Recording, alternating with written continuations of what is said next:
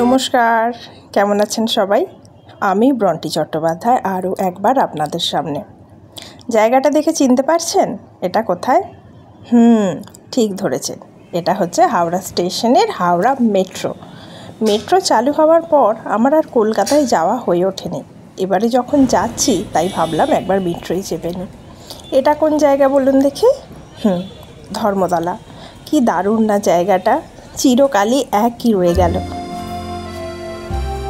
এখন হোটেলে ঢুকলাম, মানে সেই রাত 2:30-এর সময় বেরিয়েছি, দেন এখন হচ্ছে বাজে বিকেল 5টা। মানে জাস্ট আর পারছি না জাস্ট। তো চলুন আপনাদের একটু ঘরটা দেখিয়ে দিই। বাসের ভিডিও আর করিনি, মানে করার মতো অবস্থায় নেই, বাসটাও খুব বাজে এসছে, অনেক দেরি করে দিয়েছে। তার বেশি বকছি না, একটু আপনাদের হোটেলের ঘরটা দেখি।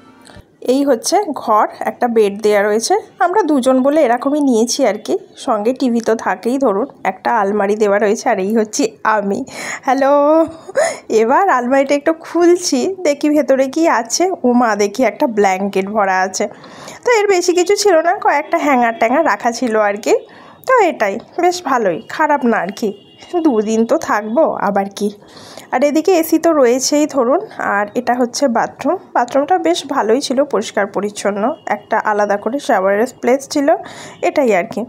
আর ওপাশে একটা আয়না রয়েছে, প্রথমে আমি দেখিনি, পরে দেখছি রয়েছে, তাই ভাবলাম আর একবার ঢুকি।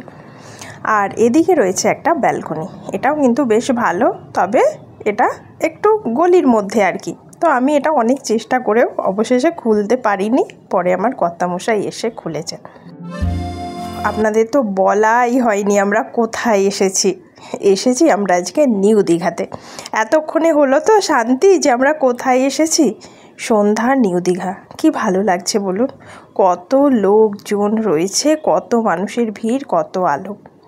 এখানে একটু টুকটাক এই এদিক সেদিক জিনিসপাতি কিনবো বলে ঘুরছিলাম, যদিও খুব কমই কেনা হয়েছে। কর্তামশাই ব্যাগ করছিলেন, তাই ভাবলাম যে একটা ব্যাগও নেব। এগুলো খুব সুন্দর দেখুন, হ্যাঙ্গিংয়ের জন্য বেশ ভালো লাগছে, কিন্তু এগুলো পুরোই শাঁখ দিয়ে তৈরি।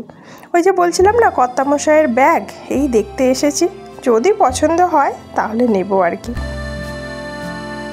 আর দীঘা মানেই তো জানেন বিভিন্ন ধরনের সি ফুড, মাছ, এসবের স্বর্গরাজ্য। তো তাই লোভ সামলাতে পারলাম না, কয়েকটা টেস্ট করলাম।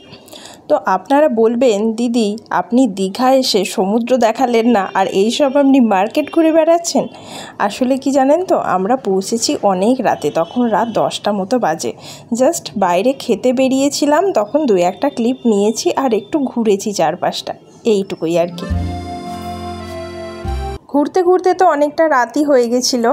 তো রাতের খাবার খেয়ে আমরা হোটেলে ঢুকে যাই। খুব সামান্য কিছু খেয়েছিলাম আর কি, আর খুব ক্লান্তও লাগছিল, খেতেও ভালো লাগছিল না। তো সব মিলিয়ে টুকটাক করে একটু কিছু খাওয়া দাওয়া আর কি। কি দারুণ বানাচ্ছে বলুন। তো চলুন আজকের ভিডিওটা এখানেই শেষ করছি, আসছি আবার দীঘা এপিসোডের 2য় পর্ব নিয়ে। চলুন আজকে আসি, আপনারা সবাই ভালো থাকবেন। নেক্সট আপনারা কবে দীঘা আসছেন সেটা কিন্তু জানাতে ভুলবেন না।